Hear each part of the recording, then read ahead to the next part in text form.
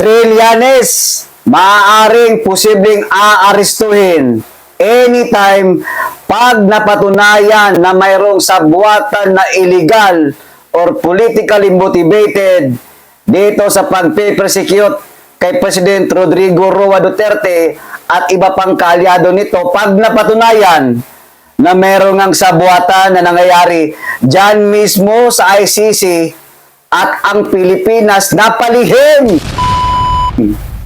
O eto mga kababayan, bago tayo mag-umpisa, nais ko lamang magpasalamat sa ating mga solid DDA supporters at sa ating mga kababayan buong mundo, maaaring Pilipinas, OFWs natin. Maraming salamat sa mga nagtitim replay.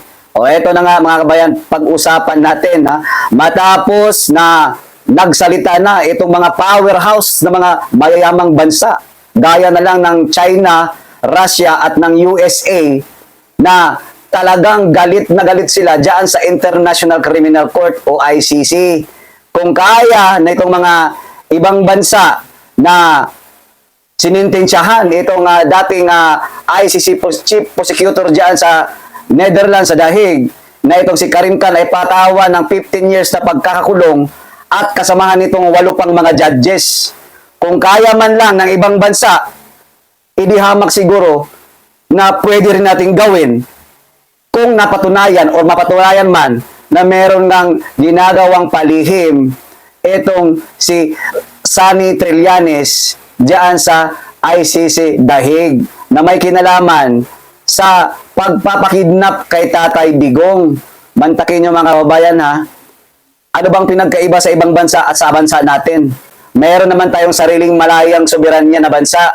Meron tayong functional na Supreme Court na maaaring mag-imbestiga at humusga kung talagang merong kalapastangan o merong pagkakamali ang isang leader natin, lalong-lalo na si former President Rodrigo Roa Duterte.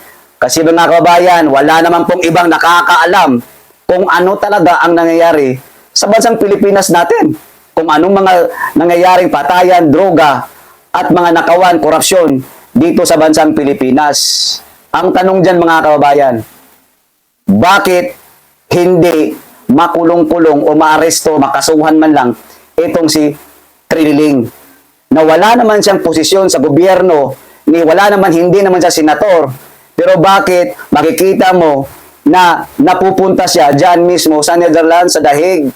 Mga kababayan natin, kapag ito ay napatunayan at talagang mayroong hakbang na gagawin ang isang presidente sa Pilipinas, ay tsak malalagay sa alanganin at pwedeng makulong din itong si Sunny Trillanes mga kababayan natin. Pero bakit hindi po ito nangyayari? Kasi nga may bend the law na nangyayaring sistema sa bansa natin. Kahit sabihin na natin mga kababayan na tahimik itong ngagba nating presidente, pero sigurado na nakikita na ng taong bayan at marami na po nagkokomento. Bakit untouchable itong si Trillanes? Sino ang nasa likod nito? Kahit hindi na natin itanong yan, bistado at sigurado akong alam nyo yan mga kababayan kung sino ang nag-uutos diyan para palihim na gumagalaw at napupunta si Trillanes sa Dahig. Di ba? Pag talagang merong pangulo, na kikilos, hindi kagaya ng ibang bansa na talagang, inilabas nila yung kanilang galit sa ICC, gayong hindi naman membro na yung bansa nila, bansa natin, diyan sa ICC. Wala silang jurisdiction at wala silang dapat na makialam o wala silang karapatan na makialam sa isang bansa na meron namang gumagalaw at nagtatrabaho na isang Korte Suprema. Ano pa yung hinihintay natin? Malamang mga kababayan, ipagdasal na lang natin na pag ang presidente nitong si Ngagba ay matapos na at makaupo na si VP Sara Duterte, ay tsak talagang kalabuso ang mangyayari nitong si Trillanes. Hindi po katanggap-tanggap na binoto ng taong bayan si Tatay Digong, landslide, at ang daming nagawa sa bansang Pilipinas pagdating sa proyekto, pagdating sa kanyang mga mandato, war on drugs, against corruption, Ang daming build projects na program, despite of pandemic, nakayanan po ni Tatay Digong na iangat man lang ang bansang Pilipinas. And yet, pinag-uusapan ang Pilipinas noon sa buong mundo na tayo ay progresibong bansa. Kabilang na tayo sa progresibong bansa noon eh. Pero noong ito nang si BBM ang naging Pangulo, abay, biglang lumagapak tayo. Tayo na po ang nangunang the most corrupt. Pang-apat na po tayo na most corrupt country sa East and Southeast Asia. Mga kababayan natin, mantakin nyo yan. Pagdating sa ekonomiya, lagapak. Masyadong naghihirap ang mga Pilipino ngayon sa panahon ni BBM. War on drugs. Anong nangyari sa war on drugs ngayon ni BBM? Meron bang gumaganang kapulisan na rumoronda na talagang tinutugis yung mga masasamang tao, yung mga nagdodroga? Ang nangyayari, puro scripted lang. May nahuli. Pero yung mga pipitsugin. Pero sa panahon ni Tatay Digong, mga kababayan natin, halos lahat ng mga gabinete ni Tatay Digong ay gumagalaw. Kung kaya ng China, ng Russia, at ng United States, bakit di kaya ng Pilipinas? Hindi man tayo mayaman, pero mayroon tayong kakayahan. Basta talagang meron lang talagang isang presidente na tatayo at mag-imbestiga doon mismo sa ICC para malaman natin yung kagaguhang ginawa nila kay Tatay Digong, at itong kay Senator Bato, at may kasunod pa na ayon mismo sa ombudsman, kakasuhan din nila itong si Senator Bongo. Hanggang kailan tayo tatahimik? Di ho ba? Sa ngayon, nag-i-enjoy pa sila. Sa ngayon, nasa kanila pa kasi yung kapangyarihan, kaya hindi nila gagalawin yaang si Trillanes kasi aliporis nila yan. Yan yung ngayong attack dog nila. Pero pagdating sa panahon na maupo si Vice President Sara Duterte, lahat ng ginagawa nila ngayon, there is a time of reckoning. Kaya itong nangyayari dyan sa Senado, yung drama, yung pag-walk out nila, kabilang yan sa propaganda nila na talagang gusto nilang i-disqualify si Vice President Sara Duterte. Iniisa-isa na po ang membro ng majority na kinakasuhan nitong ombudsman na isang demonyong si Remulla at ng DOJ.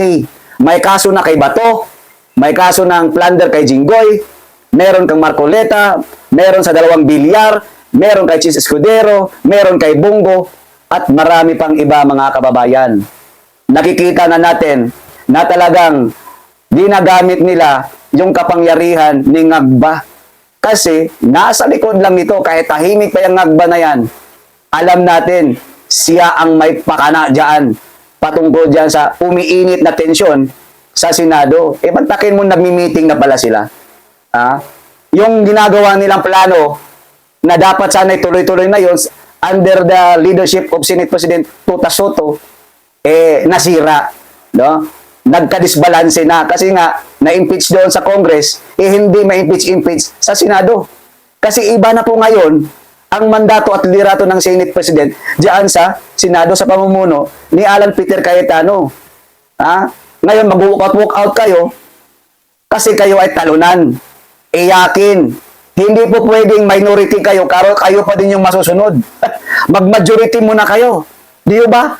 Ang haba ng panahon na kayo ay naging majority. Yung grupo nila dyan sa Senado. May nangyari ba sa Blue Ribbon Committee?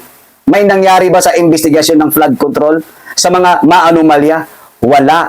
Pero ngayon na yung majority ay hawak na natin yung bit, ay nagsiiyakan itong mga buang na itong mga senador. Halatang halata na one script kayo, kagaya ng Kongreso. Hindi nyo matanggap-tanggap na kahit anong butuhan ang mangyayari sa loob ng Senado, panis. Wala kayong panalong makukuha kasi napaka-solid ng brave 13 senators natin na nakikipaglaban sa tama. Kahit mismo ang mga ordinaryong Pilipino ngayon, saan ka mang sulok sa mundo o sa Pilipinas, nakikita na talaga na yung ginagawa nila ay iniisa-isa nilang pinipersecute itong kaalyado ng mga Duterte. Kasi sa isip nila, ito yung magdedepensa kay Ma'am Sara Duterte sa impeachment trial.